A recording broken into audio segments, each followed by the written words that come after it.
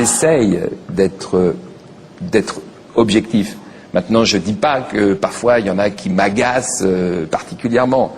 C'est vrai que Frédéric Lefebvre a envie de me lâcher, mais je pense qu'on doit Frédéric Lefebvre, c'est le porte-parole de l'UMP, qui est assez... Je ne sais pas de quoi il est porte-parole exactement. Il est porte-parole de quelque chose. De l'UMP, il est assez cash, quoi. C'est ça, on va dire, dans ses affirmations. Ouais, on va dire ça pour être soft. Porter un masque de Mickey toute la journée dans la rue, vous allez voir si, à un moment ou à un autre, vous ne serez pas contrôlé.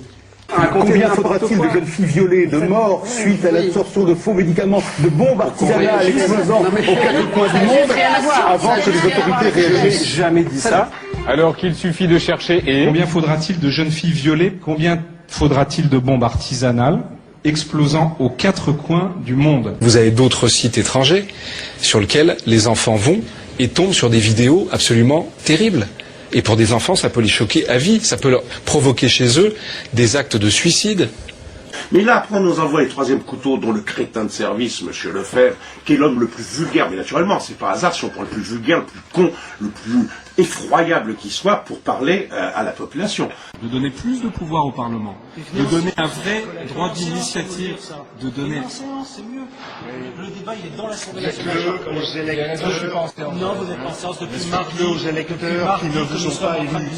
Vous nous coupez la parole, le président de séance vous retire la parole, monsieur Lefebvre.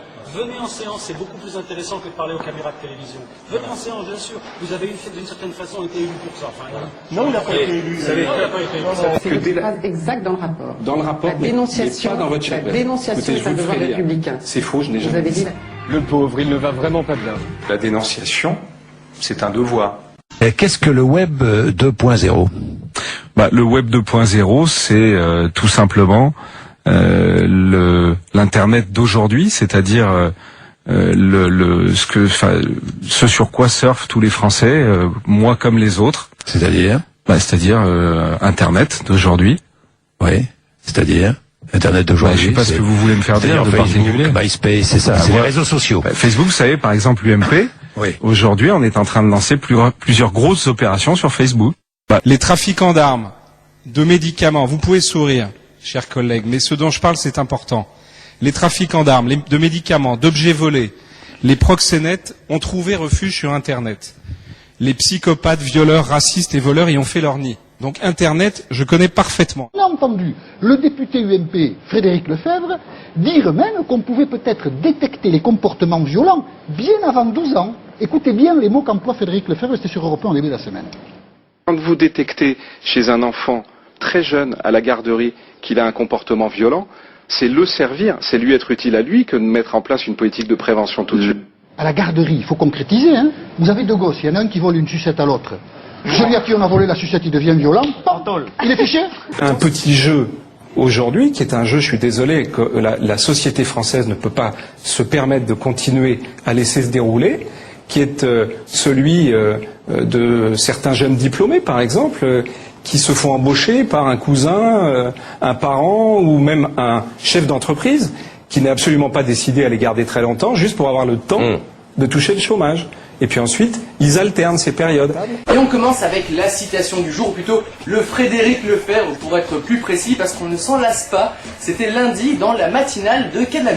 Le texte qui a été voté sur Adopi, qui a fait tant parler, qui défend l'exception culturelle française, c'est une forme de défense de l'identité nationale. Le porte-parole de l'UMP voit un lien entre Adopi, la loi contre le piratage des œuvres culturelles sur Internet, et l'identité nationale. Alors, toute l'équipe du Rewind a essayé de comprendre. On pense être pas loin, mais non. Mais pendant que l'un déprime, l'autre répond aux attaques et nous sommes enfin fixés sur la polémique UMP du moment, la fameuse chute des adhérents UMP. En une année, le parti de la majorité a perdu 8,5% de ses adhérents, soit 22 000 personnes. Et voici la raison première annoncée par Fredo. Dans ces 22 000, il y en a beaucoup, c'est malheureux, mais c'est comme ça, qui n'ont pas renouvelé pour des raisons qui tiennent à la vie. C'est-à-dire qu'il y a des gens qui sont décédés, il y a des gens... Donc une formation politique... À la mort. Vous savez, 8,5% des adhérents UMP seraient morts en 2009. J'ai jamais vu un type pareil.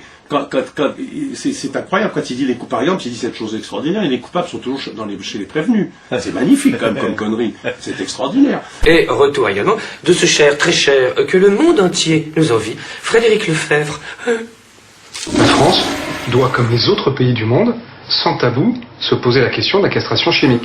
Bon, la castration chimique obligatoire, finalement, quand on voit la tronche de ces deux-là, on se dit que ça peut être une bonne idée, mais là c'est trop tard. Et vous parlez légitimité, vous parlez tout ça. Mais les dirigeants de Continental, ils sont où, monsieur? Où? Vous aviez promis que vous metteriez les dirigeants de Continental devant la justice. Les seuls qui y sont aujourd'hui, c'est les 6 ouvriers qui se sont battus comme des chiens. Et nous, on nous accuse de coûter cher aux contribuables. Les 20 millions d'euros que vous avez donnés à Continental, monsieur, pour payer les 4 prochains mois de salaire. C'est quoi ça? Vous laissez Frédéric Lefebvre vous répondre, et ensuite j'aimerais qu'on entende Laurent Geoffrin. Il y a deux choses. Quand on parle par exemple de patrons voyous, tous les patrons se sentent concernés. Quand on parle de patrons voyous, il y a des patrons qui ont des comportements inacceptables. Mais moi je dis qu'il y a des syndicalistes voyous.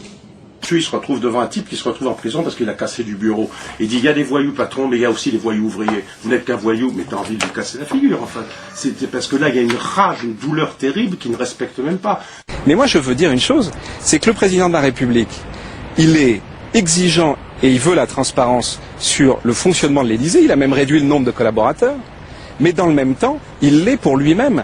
Et quand il fait un voyage officiel dans l'avion de la République française, je vous le dis, monsieur Duquesne, il paye lui-même son dentifrice.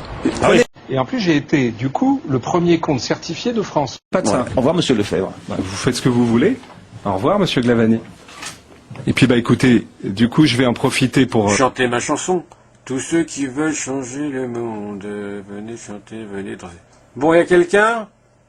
Comment vous le qualifieriez, Frédéric Lefebvre? Parce que on sent que vous l'aimez pas, le personnage. C'est pas que je l'aime pas, c'est que voilà, il